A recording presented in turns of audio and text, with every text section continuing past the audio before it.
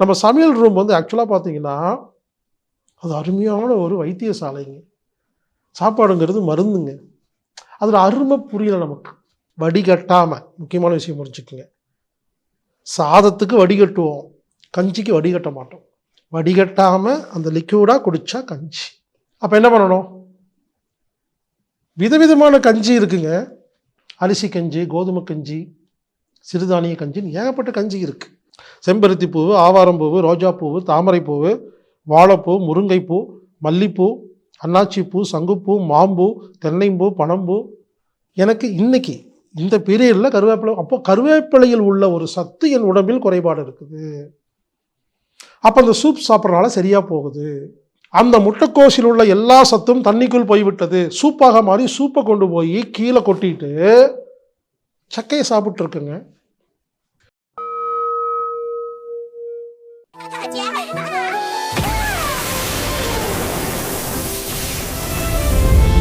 RSP பானம் அம்மி தற்சார்பு சந்தையில் கிடைக்கும். நீங்கள் வாங்கி பயன்படுத்தலாம்.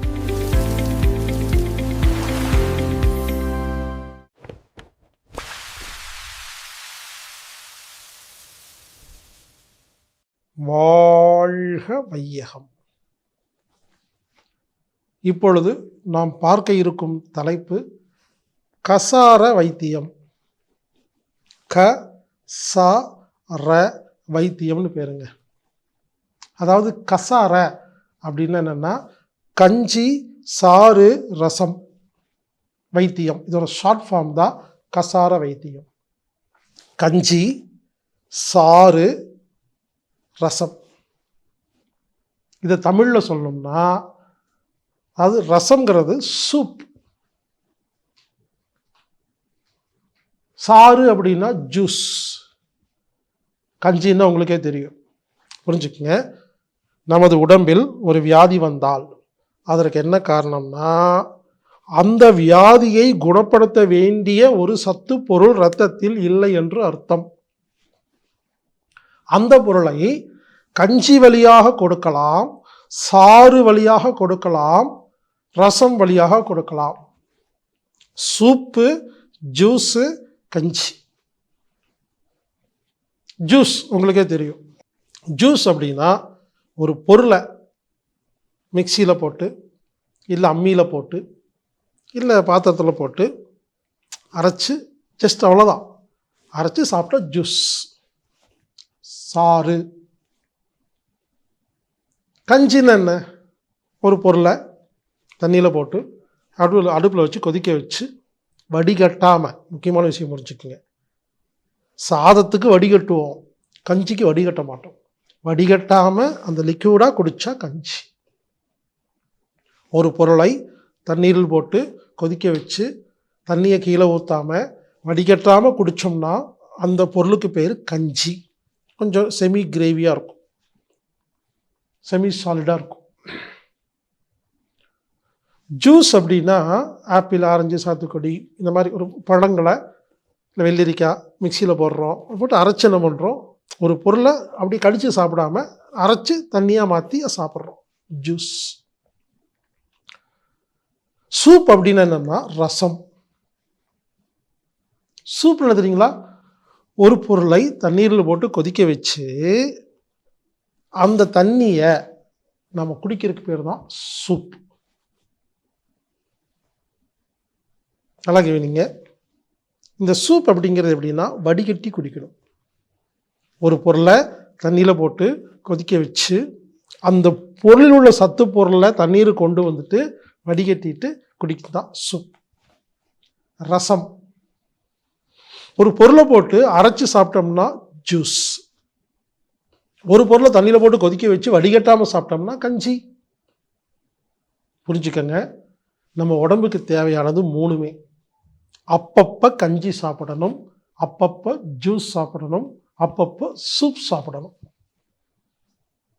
இப்போ நான் என்ன பண்ண போகிறேன்னா இந்த சூப் பற்றி பேச போகிறேங்க. சூப் சாப்பிடுவதன் மூலியமாக எப்படி நமக்கு வந்துள்ள நோய்களை குணப்படுத்துவது. ஏற்கனவே நம்ம பார்த்தோம், நாக்கு தான் டாக்டர், சுவைதான் மருந்து. உங்கள் நாக்குக்கு என்ன பொருள் பிடிக்குதோ சாப்பிடுங்க, நோய் குணமாகுங்க. இது உணவுப் பொருள்கள். இப்போ உங்கள் நாக்குக்கு எந்த சூப் பிடிக்குதோ, எந்த ஜூஸ் பிடிக்குதோ, எந்த கஞ்சி பிடிக்குதோ அதை சாப்பிட்டால் நோய் குணமாகும். அதே கான்செப்ட் தாங்க. இட்லி, தோசை, பொங்கல், சப்பாத்தியை பிடிச்சா சாப்பிடுங்கன்னு சொன்னல, அதே மாதிரி பிடிச்ச சூப் சாப்பிடுங்க, பிடிச்ச கஞ்சி சாப்பிடுங்க, பிடிச்ச ஜூஸ் சாப்பிடுங்க, நோய் குணமாகும். அப்போ என்ன பண்ணணும்? விதவிதமான கஞ்சி இருக்குங்க. அரிசி கஞ்சி, கோதுமை கஞ்சி, சிறுதானிய கஞ்சின்னு ஏகப்பட்ட கஞ்சி இருக்குது. விதவிதமாக கஞ்சி வச்சு வச்சு வச்சு வச்சு சாப்பிடணும். அதில் உங்களுக்கு எந்த கஞ்சி பிடிச்சிருக்கோ அதை தொடர்ந்து சாப்பிட்டா நோய்கள் குணமாகும். கடையில் போய் எல்லா பழங்களும் வாங்கிட்டு வரணும். ஆப்பிள், ஆரஞ்சு, சாத்துக்குடி, கேரட்டு, வெள்ளரிக்காய் இதெல்லாம் ஜூஸ் போட்டு சாப்பிட முடியுமா வாங்கிட்டு வரணும். மிக்சியில் போட்டு அடித்து ஜூஸ் செஞ்சு சாப்பிடணும். எந்த ஜூஸ் பிடிச்சிருக்கோ தொடர்ந்து சாப்பிடுங்க, நோய் குணமாகும். ஒரு சில பேருக்கு நோய் இருக்குங்க, அந்த நோய்க்கு ஒரு மருந்து வேணும். அந்த மருந்து ஆரஞ்சு பழத்தில் இருக்கும். அப்போ நீங்கள் ஆரஞ்சு ஜூஸ் சாப்பிட்டு ரொம்ப நல்லா இருக்குது அப்படின்ட்டு அதுக்கப்புறம் சாப்பிடாம இருந்தீங்கன்னா குணமாகாது. நல்லா இருக்குதா திரும்ப திரும்ப சாப்பிடுங்கள், நல்லா இல்லையா சாப்பிடாதீங்க. இதாங்க தத்துவம். ஆமாங்க.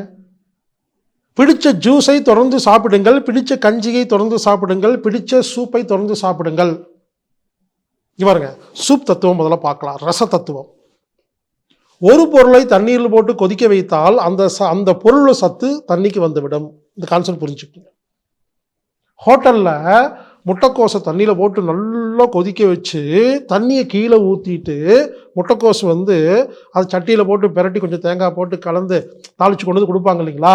அப்போ ஹோட்டலில் சாப்பிட்ற முட்டைக்கோஸ் பொருளை சாப்பிட்டா ஏன் உடம்பு டல் ஆகுதுன்னா அதில் சத்தே இல்லை. அந்த முட்டைக்கோஸில் உள்ள எல்லா சத்தும் தண்ணிக்குள் போய்விட்டது. சூப்பாக மாறி சூப்பை கொண்டு போய் கீழே கொட்டிட்டு சக்கையை சாப்பிட்ருக்குங்க. பிரியாணி ஏன் தெரியுமா டேஸ்ட்டாக இருக்குது?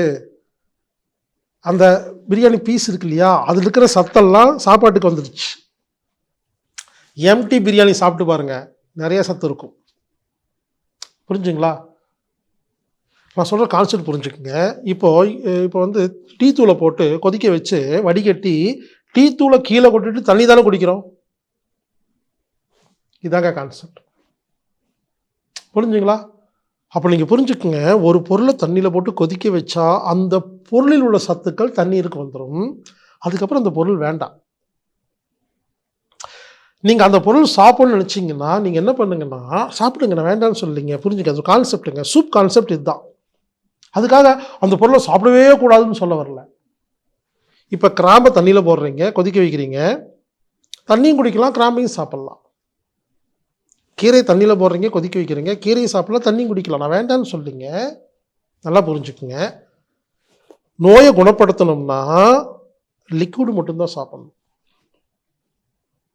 புரிஞ்சுங்களா? அப்போ சத்து பொருள் டைரெக்டாக உள்ளே போகும்போது சீக்கிரமாக குணமாகும். வழக்கமாக சாதாரணமாக என்ன பண்ணுங்க, தண்ணியில் ஒரு பொருளை போட்டு கொதிக்க வச்சு தண்ணியும் சாப்பிடுங்க, அந்த பொருளையும் சாப்பிடுங்க. நான் வேண்டான்னு சொல்லிங்க. புரிஞ்சுக்கு, இது ஒரு நோயை குணப்படுத்துகிற வைத்தியம். அந்த தண்ணியை மட்டும் குடிங்க, ஊடுருவி போய் செல்களுக்குள் குணமாகும்.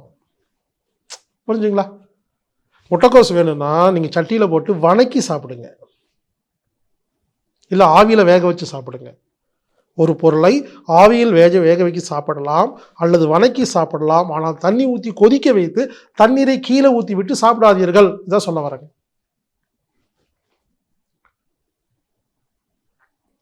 சூப் எவ்வளவு சாப்பிட்றோமோ மருந்து மாத்திரை தேவைப்படாது.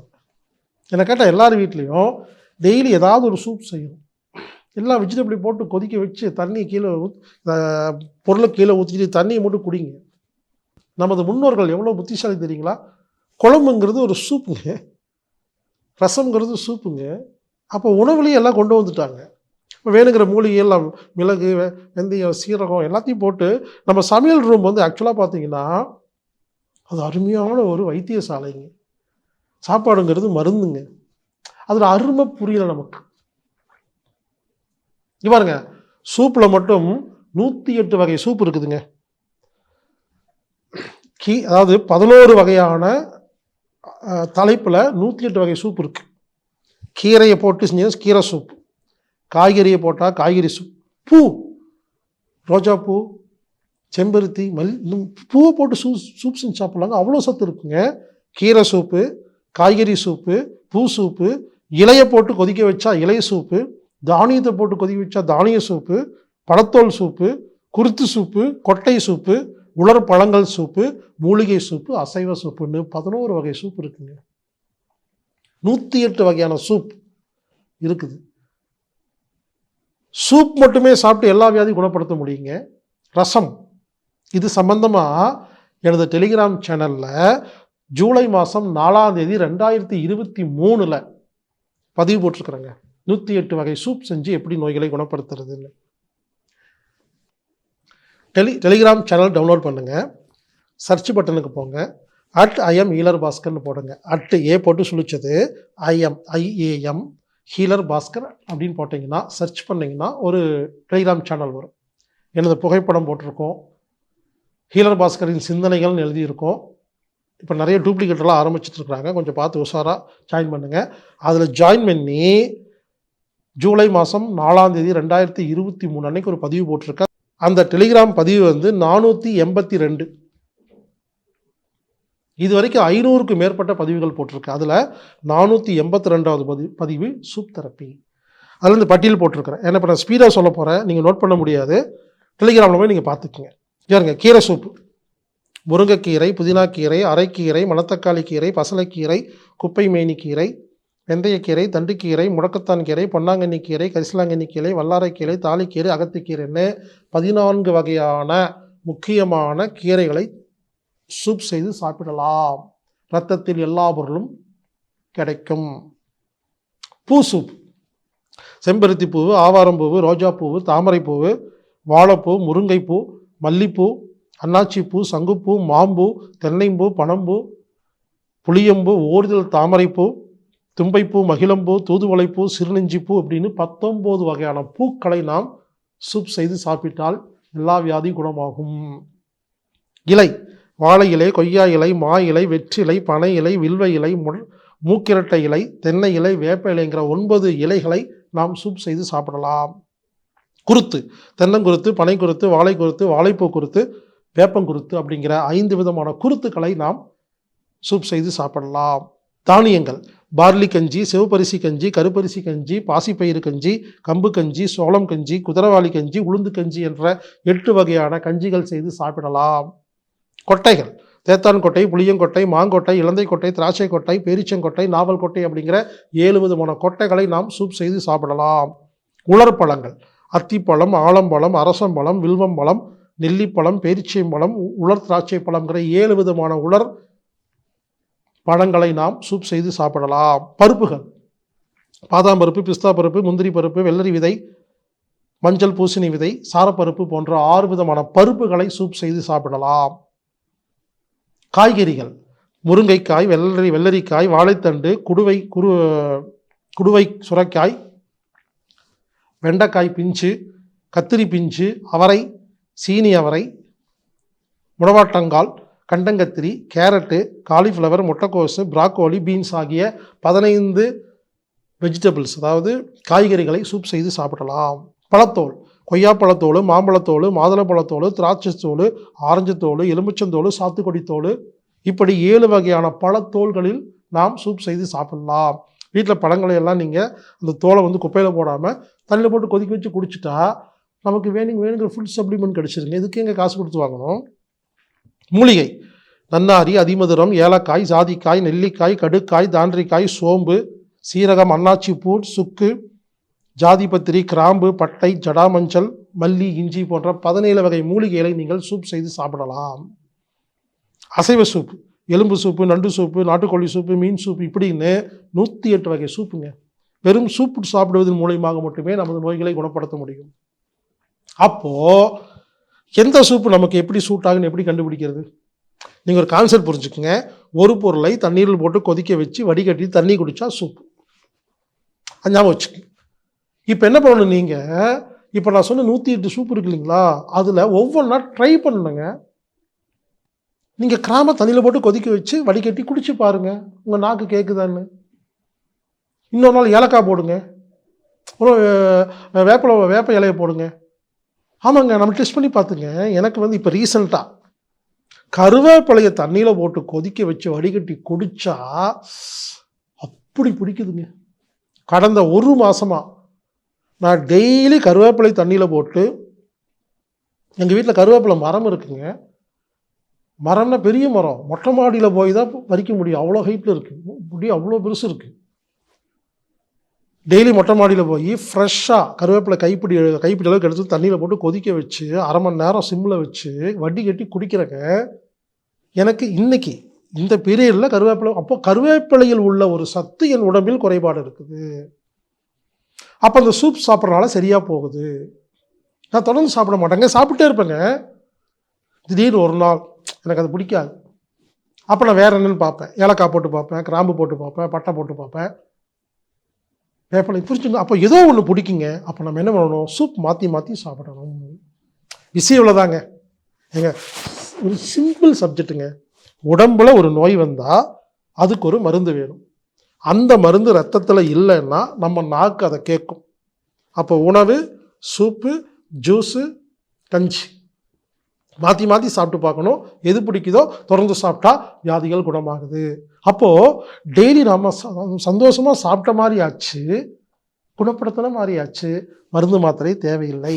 எனவே எனது டெலிகிராம் சேனலில் ஜூலை மாதம் 4ஆம் தேதி 2023 பதிவு செய்யப்பட்ட சூப் தெரப்பி அப்படிங்கிற 108 வகை சூப் அப்படிங்கிற அந்த பதிவை படிச்சுட்டு அதில் வர சூப்பெல்லாம் செஞ்சு சாப்பிட்டு பாருங்கள்.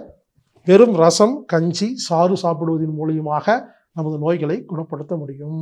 இரத்தத்தில் எல்லா பொருளையும் தேவையான அளவு நல்ல பொருளாக வைத்துக்கொள்ள முடியும். எளிமையான வைத்தியம் செய்து பாருங்கள், ஆச்சரியமாக இருக்கும்.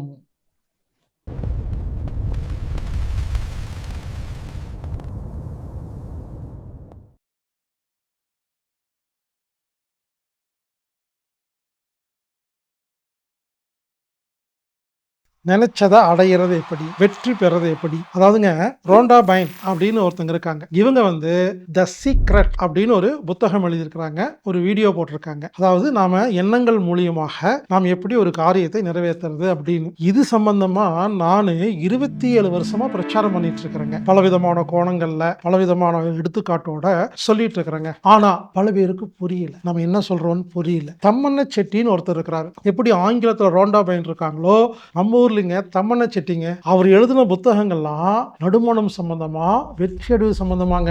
அவர் எங்க எல்லாருக்கும் குருநாதர் அவரு தாங்க, தம்மண்ண செட்டி. அவரது புத்தகங்கள்லாம் வாங்கி படிச்சு பாருங்க, எல்லாம் பாசிட்டிவா இருக்கும். அதனால ரோண்டா பையன் அவர்கள், எனது கருத்துக்கள், தம்மண்ண செட்டி அவர்களின் தத்துவங்கள் இதெல்லாம் அடங்கின மொத்த சப்ஜெக்ட். அதாவது சீக்ரெட்டை முழுமையா புரிந்து கொள்வதற்காக ஒரு முழுமையான வகுப்புங்க. 10 நாள் ஆன்லைன் வகுப்பு. இந்த வகுப்பு 8வது மாசம் 8வது நாள் 8 மணிக்கு நைட்டு இந்த வகுப்பு ஆரம்பிக்குதுங்க. 888 அப்படிங்கிற ஒரு தத்துவத்தின்படி பிரகாரம். எனவே இந்த வகுப்பு ஆகஸ்ட் 8ஆம் தேதி ஆரம்பிச்சு 17ஆம் தேதி வரைக்கும் நடக்கும். இப்பெல்லாம் முதல்ல பாத்தீங்கன்னா ஒரு குறிப்பிட்ட ஆன்லைன் கிளாஸ் அந்த குறிப்பிட்ட டைம்ல மட்டும்தான் ஒளிபரப்பாகும், மற்ற நேரத்தில் பார்க்க முடியாது. ஆனா இப்ப என்ன பண்ணிருக்கிறோம்னா, இப்ப 8 மணிக்கு ஈவினிங் ஓபன் ஆகுதுன்னா அடுத்த நாள் 8 மணி வரைக்கும் 24 மணி நேரத்துல நீங்க எத்தனை முறை வேணாலும் அதை பார்த்துக்கிற மாதிரி ஏற்பாடு பண்ணியிருக்கிறேங்க. இந்த வகுப்புக்கு கட்டணம் 1888 ரூபாய். ஆமாங்க, இந்த வகுப்புல நீங்க பதிவு பண்ணணும்னா anatomictherapy.org வெப்சைட்ல போய் ப்ரோக்ராம் ஃபைண்டர்ல இன்ஃபினிட்டி ஆஃப் மேனிஃபெஸ்டேஷன் அப்படின்னு டைப் பண்ணீங்கன்னா உங்களுக்கு அந்த லிங்க் வரும். நீங்க லிங்க் வாங்கிட்டீங்கன்னா நீங்க இந்த வகுப்புல நீங்க கலந்துக்கலாம். ஒருவேளை